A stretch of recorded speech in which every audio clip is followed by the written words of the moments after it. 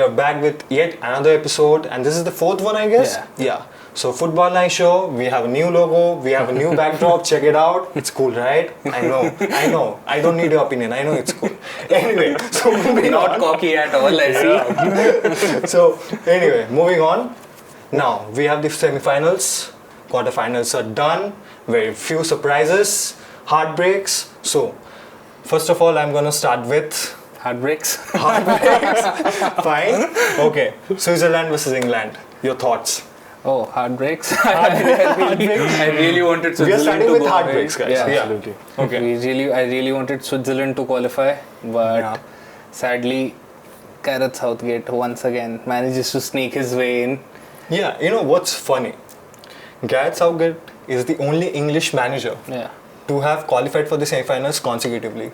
Really? Previously, they had Roy Hodgson, they had Fabio Capello, and it was only Fenner. You're forgetting one big name. Okay. Big Sam, guys. Okay, for the context, he only managed one game. And he has 100% win record, by the way. Like, best manager in England's history. So, anyway, jokes apart. So, this is my question to both of you. Like, in the aspect of England's football history, in the European Championships, don't you think that he's successful? Yeah, they're playing very disappointing football. Their approach is very boring, as people say. True. So, what do you think? I'm gonna start with Upmanyu. Look, jokes aside, I think he's done a pretty good job for England. Yeah. I mean, despite the tactics and everything, I mean, I'm not a big fan of his football tactics and the way they play and the way they are on the pitch. But I personally feel he has done a pretty good job. Yes. I mean, qualifying for semi-finals. I mean, they're yet to lose a match. Yeah. They're yet to lose. Yeah, so they're still undefeated. I would agree with that too. I don't like Southgate as much. I think neither of us like him as much. But we can't deny the fact that he's been arguably England's most successful manager since Sir Alf Ramsey. He's gotten them to we had the 2004 wala golden generation, and they couldn't qualify for the 2008 tournament, for the 2008 Euros. But he's not only gotten England to a level where they're qualifying and competing in the knockouts, but they're also competing at a level where we're looking at them as title challengers. So of course, you can't deny that. That's why he's been in the job for the past 8 years. I mean, he's getting the job done. Exactly. And, he's getting the results. He's getting the results. Exactly. He now needs to get the job done. Now the funniest bit is that, he is getting the results for his country. Yeah. But isn't it just lucky? Out of nowhere. I agree. See, totally. Knockout tournaments, you need luck on your favor. True. And he's a lucky man. Exactly. He's a lucky man. You need luck, but not this much. I mean, that even I don't like. But like they say, if he wins the trophy, yeah, true. Who's gonna remember how bad they were? Everyone's gonna remember he delivered the trophy. Fun fact: if somehow he's able to win the trophy, this is gonna be the worst Euro campaign, according to me. Yeah, seriously. I can see that. I would still put Portugal's 20. I hate Portugal's 2016 run. I don't like that run. As a Portugal fan, I agree. So it's gonna be up there with that run. But on that note, I have an interesting question. If, say, England managed to win the Euros, do you think Southgate stays, or would he or should he end his journey on a high and move to a new chapter? Who will hire him? If he wins, then people will. But the thing is that international football is very different than club football. And if he uses that tactic. Louis van Gaal got the Man United job after finishing third with the Netherlands. He might get a Man United job then. True. But he still got that job. And that remains to be seen how he does well at that job. But getting that next move, do you think he stays for the World Cup, or he quits on a high? See, I believe that if England pulls it, he's staying. 100% he's staying. Right. Because he will be the manager who brought title after I guess 58 years. Yeah. Mm-hmm. Right, they won the World Cup in 66. And after that they haven't won anything. Yeah. And now Gareth Southgate, whom everyone has criticized. Yeah. He has brought the trophy. Why wouldn't you keep that person? But it's a factor of whether Southgate then stays, or he's like, okay, listen, I've built my legacy, I've gotten a trophy, I don't want to screw this up with like maybe a lousy World Cup campaign. So let me just, ride the high, maybe get a different job, maybe move to another international management role, or move back to club management to test the waters. Yeah, but again, like, is it 2 years? The English players and the English system will be completely changed. Yeah. And can they settle in 2 years? Maybe. It's going to be an interesting It's not scenario. club football, right? Yeah. Like in club football, you have like 30-40 matches a season. Yeah. And you can settle in properly. But in international football, you don't have so many matches. Yeah. Right. So it will be interesting to see what happens. How it goes. Let us know your thoughts. Yeah. What do you think? How England? And do you want to see Gareth Southgate in club management? A or do you question want to all see the England fans, if there are any. I know a few. Yeah, same. I mean, they're frustrated. They're genuinely frustrated. Everyone is. We're not England fans and we're frustrated. We're neutrals. Yeah, We're exactly. neutrals. Yeah. Well, wait for it, guys. Wait for it. Wait You'll for see. it. Here you go. Here you That's an England fan. And that's Gareth Southgate. Anyway, moving on. Spain versus France. Big match of the tournament. Yeah. I wish it was not Spain. I don't think so. I mean, it think so. is. Don't you think Spain versus France is a better match than like England versus Netherlands? It is definitely better. It is definitely better, but I meant for this round. yeah, Yes. over the years, France's quality has dipped, man. Yeah. Like, not over the years. I'm going to But say in the for past this too, in this yeah. in But this then particular again, campaign. Before talking about how France and Spain fared in this competition, Yeah. Spain knocked out Germany, the hosts. And he is a Germany fan. That's why he had to brought it up. Yeah. It has to be brought up, right? I mean, I wish it wasn't. But But okay, it was. I was give happy. me, Yeah, I could okay. see that. Give me 2 key points. Why Germany lost? Initially, we should have had Andrich from the start because, like, as soon as Olmo came on, Spain were all over Germany initially while attacking, like, especially during the first half. And if Andrich had been there, maybe he would have negated that and tried to create, some chances for Germany. Yeah. Because he was 1 yellow card away from being suspended. So he was a sure shot for the Spain game. And the reason why he didn't start Andrich was so that, he doesn't get a yellow card and then miss out on the semifinals. Yeah. Turns out the entire team missed out on the semifinals. So that is one big reason. Okay. And I feel the main reason is Germany's lack of ability to produce quality strikers. It's been haunting them since 2014. And it's sad, isn't it? Exactly. It's very sad because you look at the list of strikers Germany have produced over the years. You have Klose, you have Podolski, you have Gerd Müller, Mario Gomez, Rudy Thomas Waller. Like second striker. Second striker, but yeah. But like proven goal scorers that have been there at tournaments for Germany. And ever since the 2014 World Cup win, there has been a dearth. Like, even if you look at strikers at club football, you had players like Timo Werner and Adeyemi, who were touted to be the next big thing, but ended Timo up Werner being... had crazy PR. Exactly. People were going crazy for him. Yeah, And to be honest, I thought that he's going to be the big thing. Yeah, I really liked him. even man, at before Leipzig. before Werner came to Chelsea, I was excited to see him perform for Germany because again there was a dearth between Mario Gomez and Werner as well, where we didn't have strikers, we were playing false nines up front. So, and like we saw with the finishing that Havertz and Füllkrug had, like I rate Füllkrug very highly, but he missed a load of chances. And I didn't expect that. Exactly, I didn't expect that. Especially that header in the last minute of the game. I really thought he's the best clutch player. Exactly. Clutch player. Yeah. And Kai Havertz.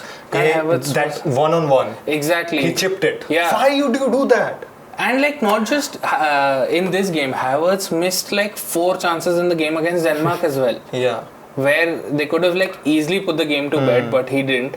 Same thing he did against Spain as well, and that cost us ultimately. I think his intention is right. I mean, it is Yeah, of good, course, and he's able to He's able to find those spaces and everything. He just somehow he's not able to implement it. Yeah, he lacks that finishing touch over there, which of course he's not a striker. Exactly, he's not a striker. He shouldn't be playing up front. Creatively, he was good. Exactly, he's been good creatively, but as a number 10, he's amazing. Yeah, on his day as a number 10, he's one of the best. We were having this convo, and I think he was just. But as a number, he had a lot of highs too. Exactly. As a number 9, I just don't say it anymore. Havertz as a number 9. Now, before once the group stage ended, so Nagelsmann extended the contract with Germany. Now, next 2 years will be vital for German football because they have been lagging behind all of these nations. Exactly. Now, Spain, they were also struggling. Right. Now, De La Fuente have completely changed. The scenario in the dressing room. Now Nagelsmann has a big and he has to stabilize that. He has to do that exactly because Spain is now in the semi-final. I believe that they're probably the best set team to win the tournament. And you look at Spain's last ever international honor before the Nations League. It was back in 2012. So it also took them about 12 years to reach to that stage. So, and Germany have already completed 10 years since their international trophy. So if we manage to do that over the next 2 years, the future is bright. Otherwise, there are big question marks again. Alright. So coming to you, now Spain have defeated the hosts. Now they face France. What are your expectations? What do you think that De La Fuente might do something different, or will he continue to do the same tactics that he has done before? Well, I think he should go with the same tactic because they have looked good defensively. They have looked good. The midfield has been brilliant this season. Rodri, Fabian Ruiz, and unfortunately Pedri got injured. But Olmo he was Olmo made it up for him. Exactly. And I think Pedri was decent, I would say. Decent, and I think it was surprising that Dani Olmo settled into a central midfielder so well. I was, it sounds bad, but I was sort of relieved. Okay, Pedri is gone. Olmo might not be able to settle into that team against Germany. I told you. I mean, that's the De La Fuente magic, I guess. Probably. This tournament, right? Look, he's a very good player, Olmo. I've seen him play for Leipzig, and I'm a huge fan of Olmo. And when Pedri went out, I still had hope that Olmo might perform, and he did. Yeah, of course. And he was man of the match. But one thing that is lacking for Spain is Morata. Yeah.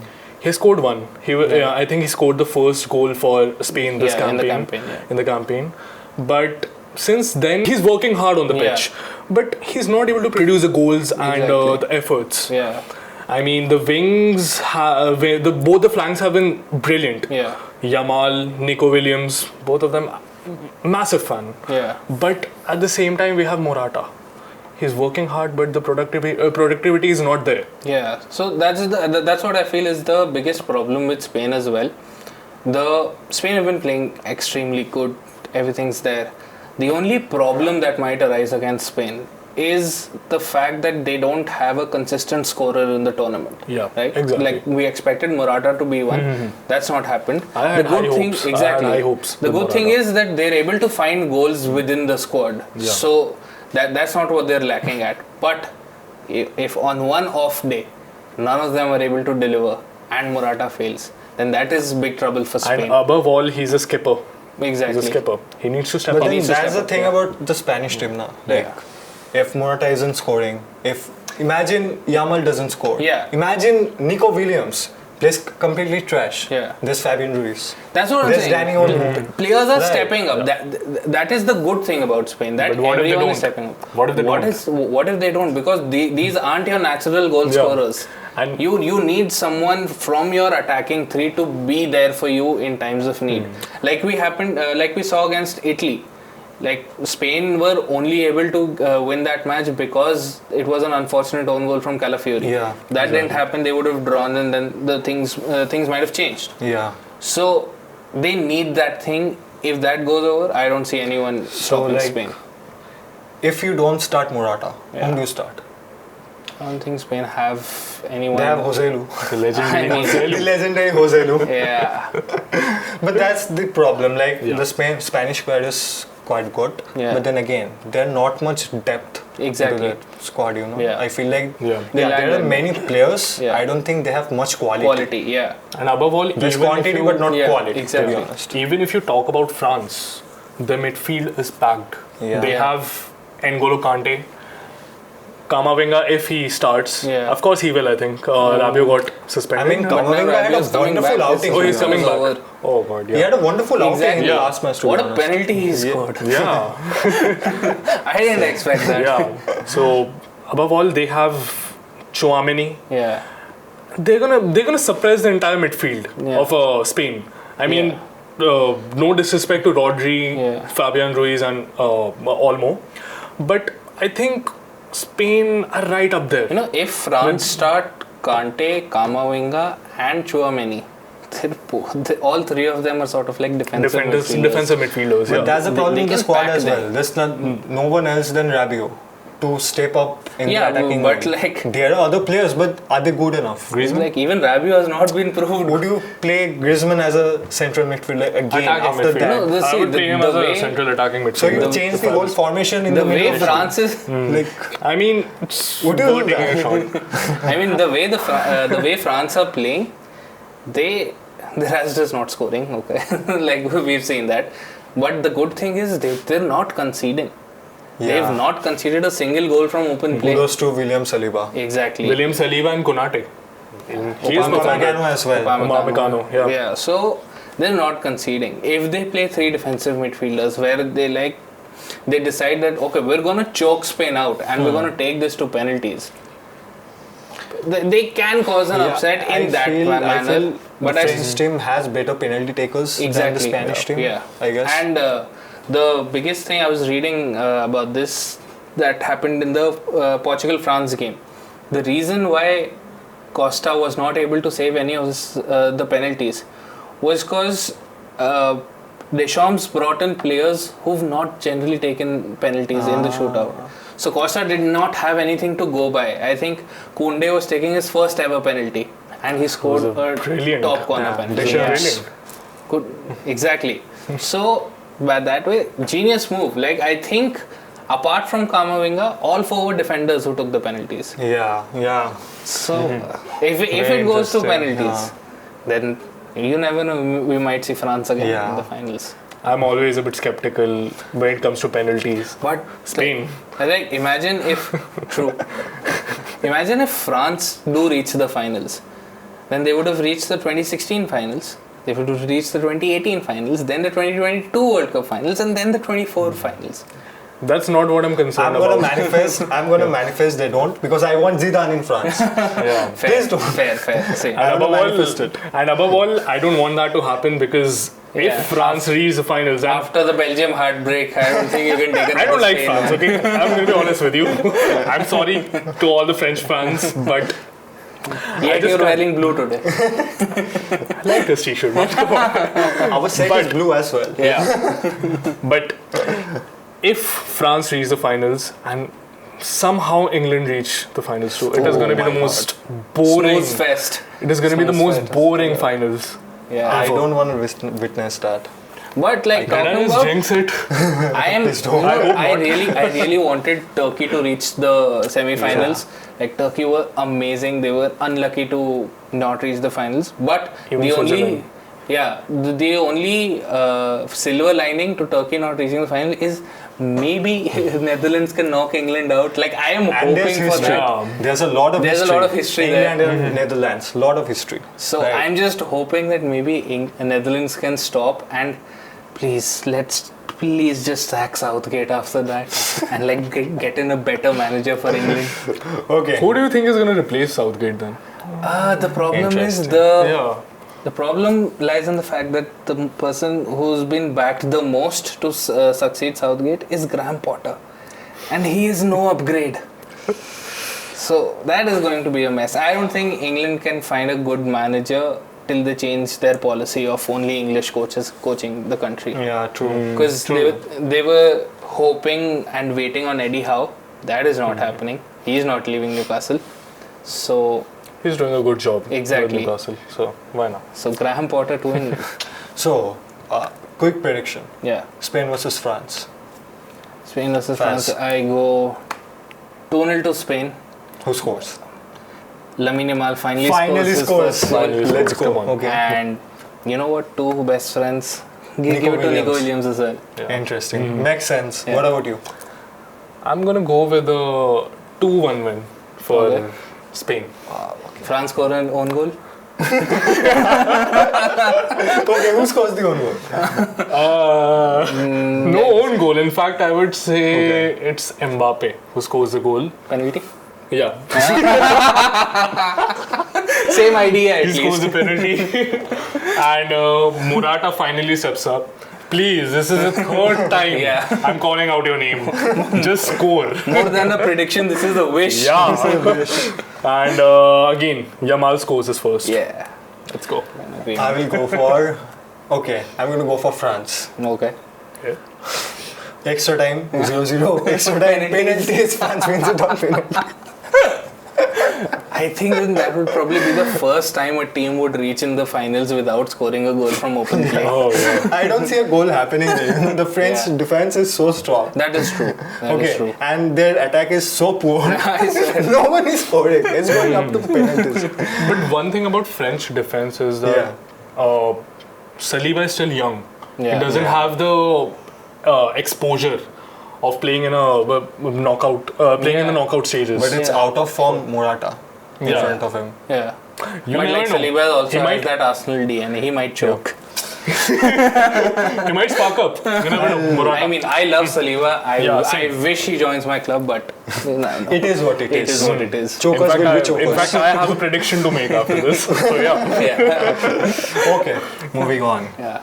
The historic fixture, Netherlands, England. I go 1-0 Netherlands. Cody Gakpo once again scores for Netherlands. Upmanyu. 1-0 Netherlands, and it's Virgil van Dijk who heads the goal. Who heads the goal? Big man. Yeah. Very interesting choice. Yeah. Bold move. I like it. I'm going to take my risk. Okay, then again, I'm going to go for England. Bellingham scores. How did I not see this coming? How did you not see this coming? Of course. Bellingham scores. England 1-0. Done. No, wait. Extra time. No. Bellingham scores 1-0. He really likes working on those articles, Yeah, I man. swear. Come on. He's You a know night it's owl. gonna be the Above all, he's a night owl. Yeah. Anyway, so, like Netherlands versus England, right? Yeah. So, what if... So, I have a question for you. Do you start Mainu? First of all, we need to decide, does England start with the back three again?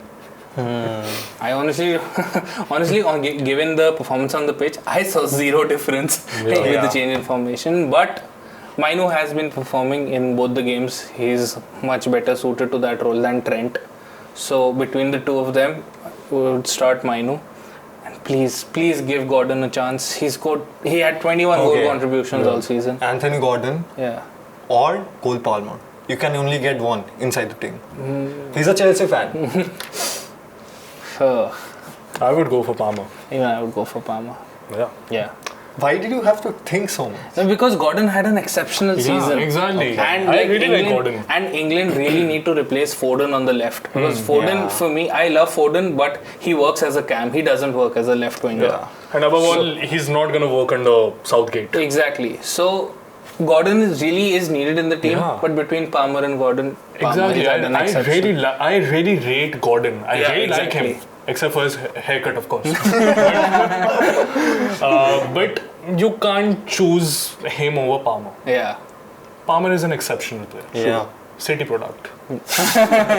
Well, makes sense. Yeah. I mean, to be honest, if we talk about products, Yeah. Chelsea and Man City are producing the most exactly. talented individuals. Yeah, right probably now. I think if not all, then almost all of the clubs in the Premier League have at least a City or a Chelsea academy talent. Yeah.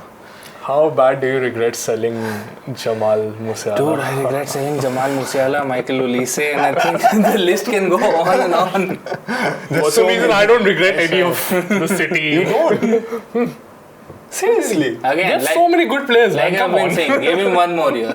Let Pep leave. Then I'll talk to you, my friend. Let's see about that. Okay, about Netherlands. Yeah. If they pull it off, what's the future of Ronald Koeman? Oof. I've always been very skeptical of Koeman. Same. Yeah. Loved him when he was at Southampton. Then ever since he gets his big move, doesn't really perform. Yeah. I believe fun fact, the last time Netherlands won, the only time they've won an international trophy, it was the Euros that was being hosted in Germany, and one of the members of that team was Ronald Koeman. Yeah. He was the captain. He was the captain. I'm not sure whether he was the captain. I think he was the captain. So, yeah, so he can repeat history, and I feel the best thing for him to do would be to stick with Netherlands, because they have a good young core of players. Like if he sticks with the national team till the next World Cup and gets them to perform in the World Cup as well, then maybe he's sort of rebuilt his career and then he can come back to club management. Yeah. But right now, even if he wins, I feel Koeman should stay with the national team. But do you think he's good with young players and the youth products? Yeah, if he wins, then we'll see. And historically, not so much, but because he finally gave Joshua Zirkzee a chance. 4 minutes. 5 minutes. But 4 minutes. He at least made his debut, guys. I did not think that would happen. So, Upmanyu, Depay or Zirkzee? Zirkzee, of course. Zirkzee, man. Similar profile. Yeah, exactly. There is not even a doubt in my mind. He should be the one starting. Then, why is Ronald Koeman so obsessed with starting Depay? I don't know. Maybe it's the experience factor. Is the experience factor maybe?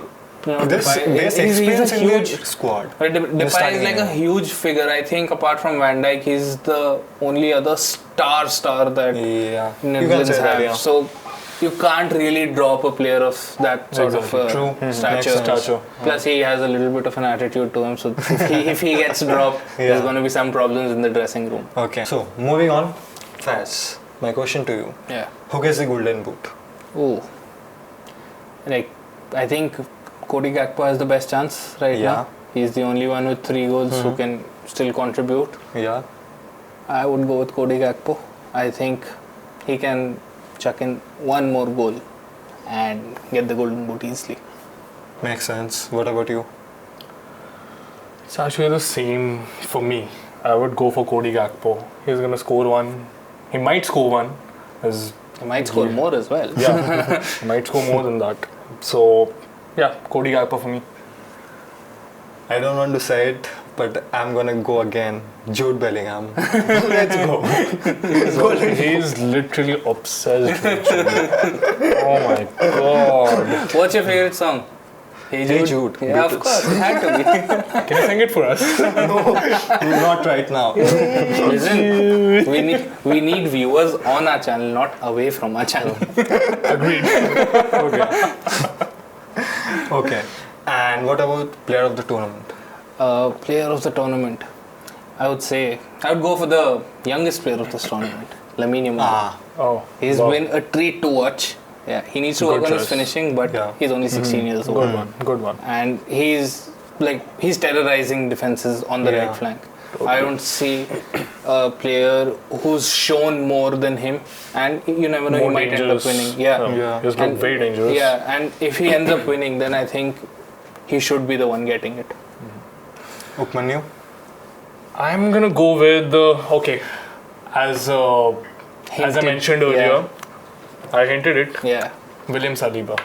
Makes sense. What a defender. Good shot. I mean, this clearly was a campaign where defenders and goalkeepers dominated. Yeah. Okay. I know there were goals.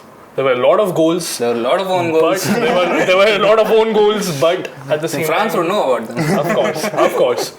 But again, coming to France, William Saliba. Yeah, I agree. I think he has been the best player for France. If France win it, it has to be Saliba. It has to be. I agree. It has to be. Yeah. What about you? What do you think? I'm going to go for Yamal. Yeah. I was hoping it's not Jude Bellingham. I know. What if England wins it? Oh, Declan Rice. Yeah, that could. He has been tremendous for true. England in this tournament. But what about John Stones? Okay, I understand.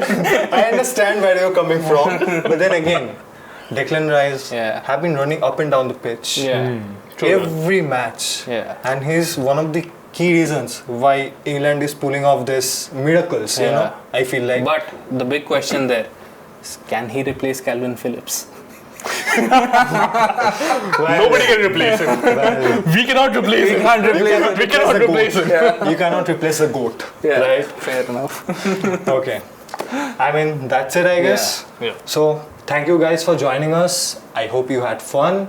Share your thoughts in the comment. Share what you think. Share what we can improve. And hopefully, you have fun and enjoy the semi-finals. Thank you. We'll see you again. Like, share, and subscribe. Please do. Please do.